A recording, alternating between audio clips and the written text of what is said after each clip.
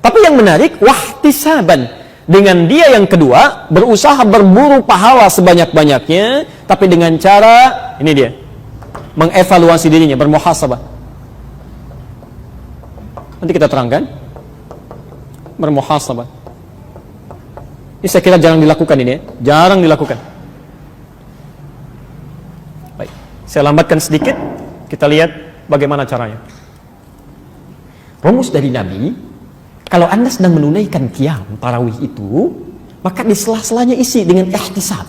Ihtisab, ya, mencari pahala dengan cara mengurangi dosa, bermuhasabah, evaluasi diri kita.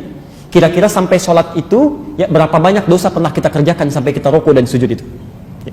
Caranya, misal saat Anda rukuk, apalagi sujud, ya, Anda kan bisa memilih di antara doa sujud itu. Misal ada subhanakallahumma wa bihamdika Allahumma ighfirli. Maha suci Engkau ya Allah, hamba memujimu, ampuni hamba ya Allah, ampuni hamba dalam sujud ya, ampuni hamba ya Allahumma ighfirli. Tapi maaf, bukan cuma di lisan. Kalau di lisan nanti hambar cara Anda sholat. Begitu Anda mengucapkan Allahumma ighfirli, seketika coba diingat-ingat, hadirkan suasananya. Sebetulnya Anda pernah berbuat dosa apa dari balik sampai Anda sujud itu, sampai Anda meminta kepada Allah untuk diampuni. Coba ingat-ingat, ya, hadirkan suasana itu. Misal, maaf, dosa sebagai pribadi dulu, dari ujung kepala sampai ujung kaki. Begitu Anda mengucapkan Allahumma ighfirli, coba ingat dosa mata ini, dosa mata. Ya. Jangan dari balik lah, dari tadi bangun saja sampai dengan sekarang. Berapa mata pernah melakukan kesalahan? Salah lihat di TV kan, yang nggak boleh dilihat, dilihat. Di jalan kesini pun kadang-kadang masih salah lihat. Di handphone keliru lihat. Ya. Belum telinganya, belum lisan salah bicara, belum kaki salah melangkah. Maka bagaimana dari balik sampai dengan Anda hidup saat itu? Kemudian maaf, status di rumah tangga. Misal Anda sebagai anak, berapa kali pernah menyakiti orang tua? Ibu pernah menangis, ayah pernah kecewa. Barangkali ada sementara orang tua yang hatinya memang masih sakit, tapi terpaksa senyum. Ya, itu dibuka tuh di akhirat nanti itu. Ya, faman ya'mal mithqala dzarratin khairan yarah wa man ya'mal mithqala dzarratin syarran yarah. Ya. Coba ingat-ingat, ya. Ada dosa sebagai suami, sebagai seorang istri sebaliknya. Berapa kali pernah saling mengecewakan, saling mengkhianati tanpa pernah disampaikan. Dosa sebagai orang tua pada anaknya. Dosa sebagai tetangga, Anda berapa kali membicarakan tetangga saat malam-malam diskusi dengan pasangan hidup pada hal yang tidak menyenangkannya. Dosa sebagai pegawai, coba ingat, ya, itu akan dihisab. Nah, kalau Anda betul-betul mengatakannya dan melakukan itu dengan benar, Allahumma ighfirli, Anda coba ingat itu. Bahkan setiap Anda salam, Assalamualaikum, Assalamualaikum, Anda tenang, Anda ucapkan Allahumma innaka afuwwun tuhibbul afwa fa'fu anni. Ya Allah, Engkau yang maha pemaaf, maha pengampun dosa. Engkau mencintai orang-orang yang minta maaf ya Allah, memohon ampunan kepadamu. Ya Allah, ampuni hamba ya Allah, ampuni ya Allah. Jangan diwafatkan dalam keadaan masih ada dosa yang dibawa. Tadi saya sebutkan Imam At-Tirmidzi. Itu Imam At-Tirmidzi, nama aslinya Muhammad. Tinggal dari Tirmidzi, disebut At-Tirmidzi, lahir 209 Hijrah. Ini ulama besar, Pak, Ibu, ulama besar, hafal Quran, hafal hadis, banyak menulis kitab hadis, amalan luar biasa, tahajud tiap malam, puasa Masya Allah banyak ditunaikan. Tapi di akhir hidupnya itu masih sempat menangis sampai buta matanya. Tidak banyak orang tahu, itu buta matanya karena menangis. Ketika ditanya, ya Syekh Liba, kenapa? Kata Imam At-Tirmidzi, saya takut ketika diwafatkan oleh Allah belum cukup bekal saya untuk pulang. Anda bisa nggak bayangkan, ada imam besar, hafal Quran, tahu banyak hadis, menulis kitab, banyak amalnya, masih sempat menangis di ujung hidupnya karena takut ketika meninggal dunia bakalnya kurang. Ya. Ada orang bukan imam besar, jadi makmum saja jarang, jarang tahajud tiap malam, belum hafal Quran, belum tahu hadis, merasa aman dengan hidupnya. Masih di ujung hidupnya masih karaokean juga, mau sampai kapan itu? Coba lihat kembali kepada Allah, coba lihat ukuran amalan kita. Ya. Ada seorang syekh, ini kisah nyata, ulama besar, jalan dengan muridnya. Nanti di amalan siang saya ingin terangkan ini, tapi khawatir waktunya tidak masuk. Ya. Begitu jalan di siang-siang, tiba-tiba melewati satu tempat, syekh ini tiba-tiba menangis dan pingsan seketika. Pingsan.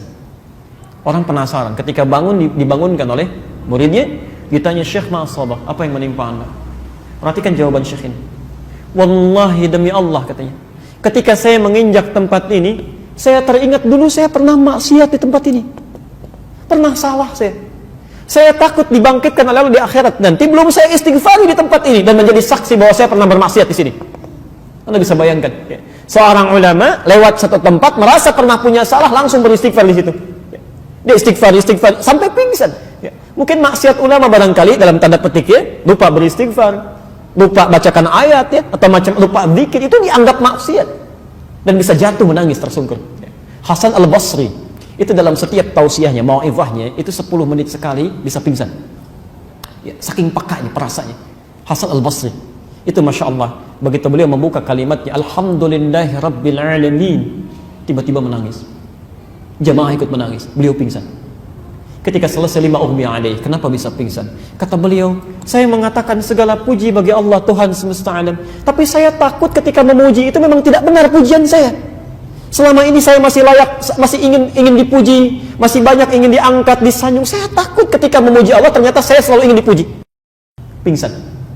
Ketika mengatakan ayyuhan nas ittaqullah, ayah bapak ibu sekalian, tingkatkan takwa kepada Allah, pingsan lagi. Kenapa Syekh? Saya takut saya katakan pada orang-orang, kalian tingkatkan takwa, saya sendiri menurut Allah belum takwa. Itu sampai pingsan. Makanya saat malam Allah berikan gambaran melalui lisan Nabi, ada peluang kita untuk mengevaluasi diri. Bahkan siang ini ya, di antara amalan siang itu kan redaksinya sama, cuma berubah katanya. Kalau malam man qama, kalau siang man sama.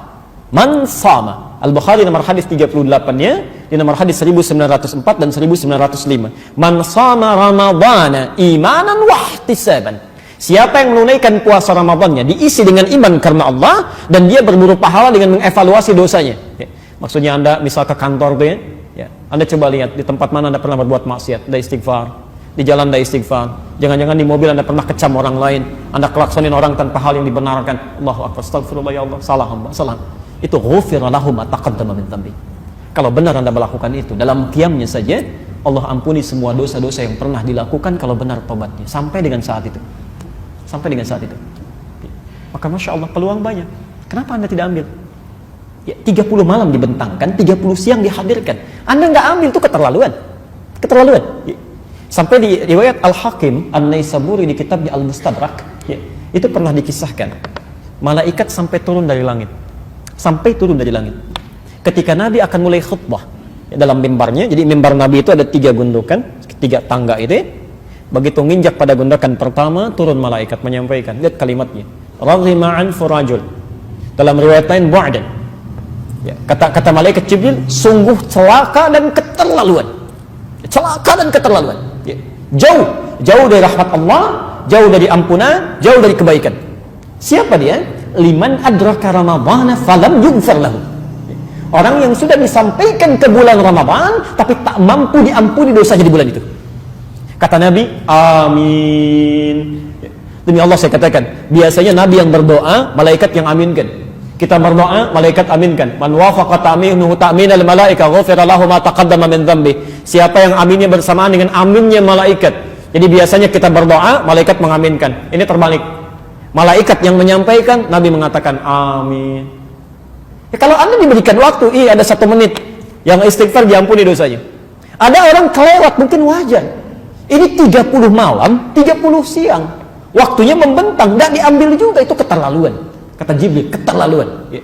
Dan barangkali mohon maaf ya, coba Anda cek lagi, ya kenapa diberi kesempatan siang ini atau malam nanti. Barangkali salah satunya ada sekian dari dosa kita yang belum kita istighfar.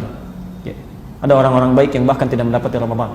Ya, Syekh Ali Mustafa Ya'qub, Profesor Tuti Alawi, ada sahabat-sahabat yang lain, ada imam besar Masjid An-Nabawi beberapa saat sebelum Ramadan. Allah panggil pulang. Itu kami begitu datang ke Madinah, sudah ramai, ternyata hari Sabtu itu ya ada salah satu imam besar yang diantarkan sampai ke Baqi, kita sholatkan sama-sama. Itu Masya Allah, yang nyolatkan banyak, karyanya banyak, hasilnya banyak, jariahnya luar biasa. Allahu Akbar, sesuai dengan ajalnya ya pulang. Kamu nggak dapat Ramadan, sudah bekalnya sudah cukup, dosa sudah berkurang, istighfar banyak dilakukan, sudah pulang aja. Ya ayat Tuhan nafsul mutmainnah, dapatkan kenikmatan alam kubur di Ali Imran 169 itu sampai 171. Kamu hamba-hamba yang masih hidup nih, saya berikan kesempatan. Allahu Akbar, ayo cepat istighfari, dapatkan kebaikan. Ya. Jadi kalau Nabi sudah sampaikan keterangannya, ya ayo coba kita maksimalkan. Dan itu bagian yang pertama.